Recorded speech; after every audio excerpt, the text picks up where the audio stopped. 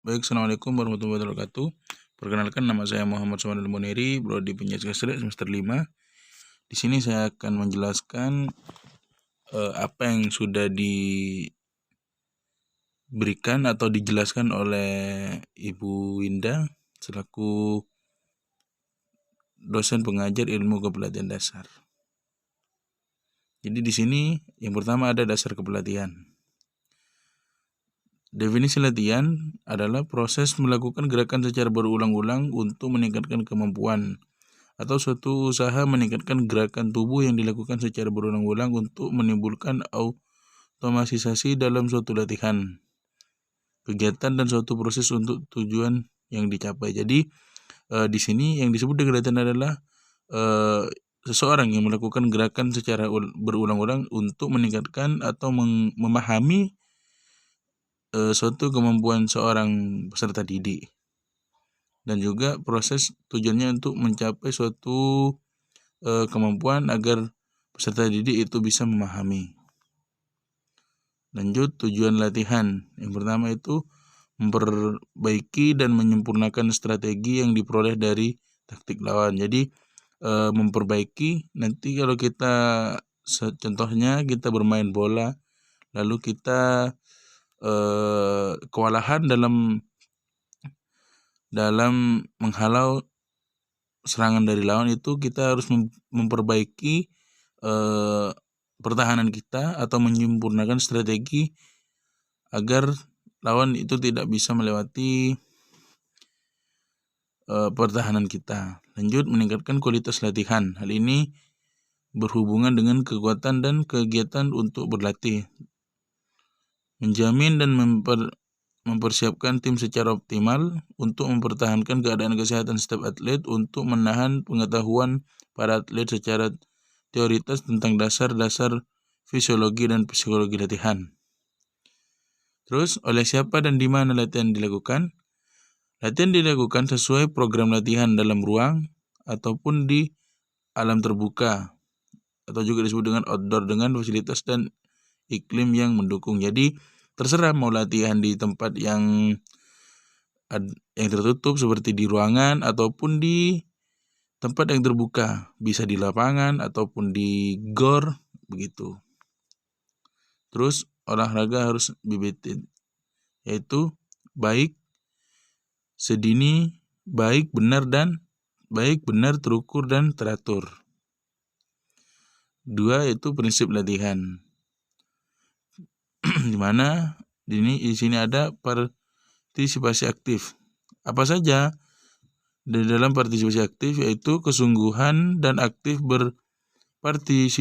berpartisipasi dalam latihan akan menjadikan latihan maksimal bila pelatih secara produktif mendiskusikan tujuannya bersama atletnya. Yang kedua itu ada partisipasi aktif. Pelatih tidak hanya terbatas dan pertemuan latihan saja, tapi juga harus memantau kebiasaan atlet di luar program latihan. Jadi bukan hanya seorang pelatih itu hanya melihat atletnya ketika latihan, tapi juga melihat perkembangannya walaupun di rumah secara bisa lewat telepon ataupun video call begitu.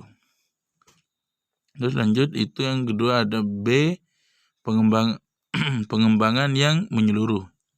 Yang pertama itu seorang pelatih harus mengembangkan latihan ke arah spesialisasi pengembangan fisik yang luas dan mendasar. Jadi seorang pelatih itu harus mengembangkan latihan ke arah yang spesialisasi atau mengembangkan fisik yang luas dan mendasar. Terus yang kedua, perkembangan dari saling ketergantungan antara organ manusia dan sistemnya, dan antara proses fisiologis dan psikologis.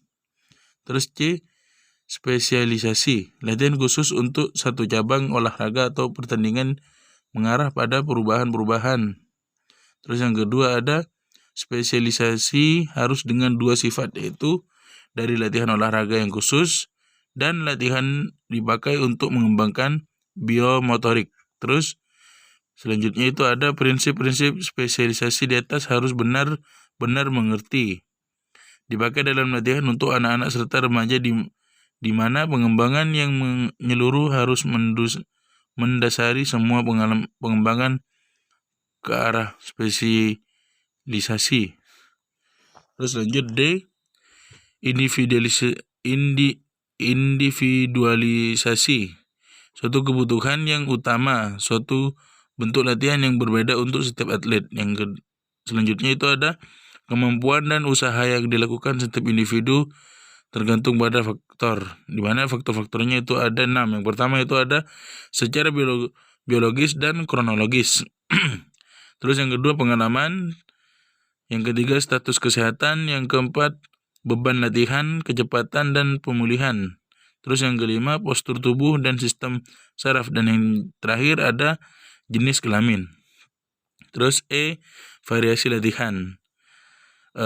Di sini ada 2. Yang pertama ada untuk mencegah kebosanan berlatih. Pelatih harus kreatif dan pandai mencari dan menerapkan variasi-variasi dalam latihan. Jadi agar atlet kita itu tidak bosan, kita harus mencari atau mencari celah agar atlet kita itu tidak merasa bosan, dengan cara kita jangan terlalu jangan materi ataupun jangan terlalu fokus, itu juga baik, tapi di sela-sela fokus itu kita diselahkan dengan permainan agar atlet kita itu tidak bosan. Terus yang kedua, dalam variasi latihan yang akan diberikan, pelatih harus bisa mengemas bentuk-bentuk latihan utama dalam bentuk permainan. Lanjut F, model dalam proses latihan. Melalui model latihan, pelatih berusaha untuk mengarahkan dan mengorganisir latihan sesuai dengan tujuannya. Terus yang kedua, model latihan masa yang akan datang harus berdasarkan kepada sesuatu yang mendahulu, menghilangkan komponen yang keliru dan mengenalkan suatu model yang baru. Terus prinsip-prinsip meningkatan beban latihan secara progresif. Yang pertama itu ada bila latihan yang diberikan semakin meningkat dan tipe latihan terbiasa oleh tubuh, maka semakin besar penyesuaian terdapat latihan. Yang kedua, aplikasi beban latihan diberikan secara progresif, di mana di dalamnya itu ada 4. Yang pertama beban, repetisi, istirahat, frekuensi. Terus pemulihan. Setelah selesai latihan, tubuh melakukan penyesuaian dengan cara yang pertama mengisi ulang sumber tenaga, yang mana bisa kita meminum protein. Terus perbaikan kerusakan pada otot, semakin tinggi intensitas latihan, semakin lama proses pemulihan. Yang ketiga itu ada prinsip latihan, suatu perencanaan latihan yang disusun sedemikian rupa sehingga tercapai pada waktu yang ditentukan.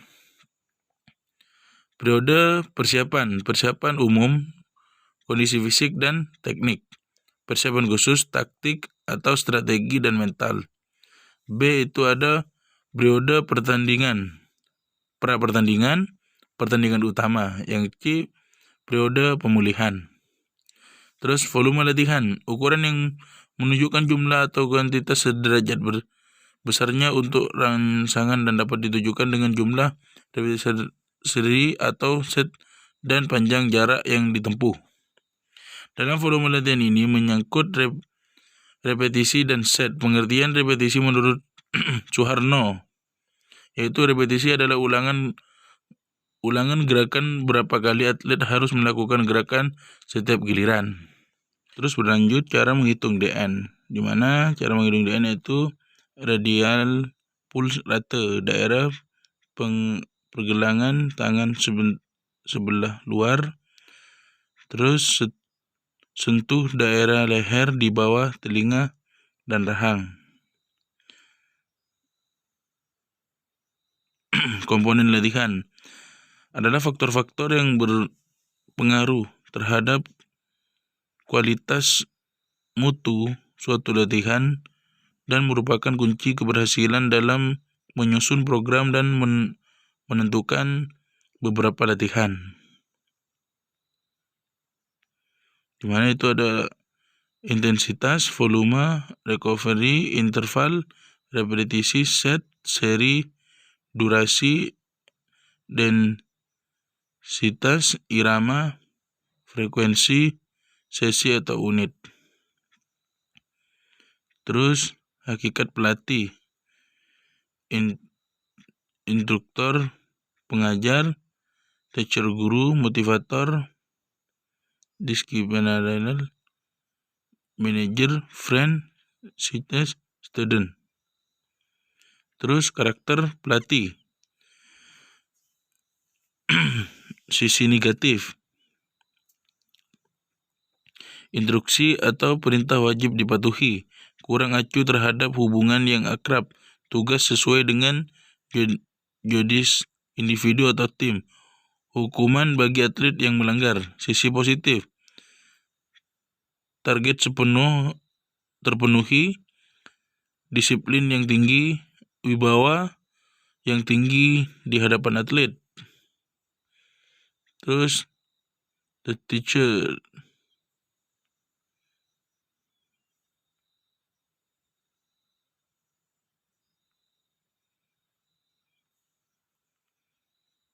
lebih akrab dengan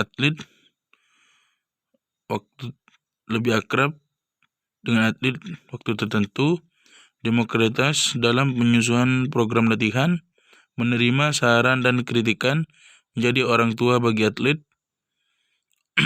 Sisi negatif, mencapai target kurang dipaksakan, kedisiplinan hanya terjadi di lapangan, atlet kurang serius dalam latihan.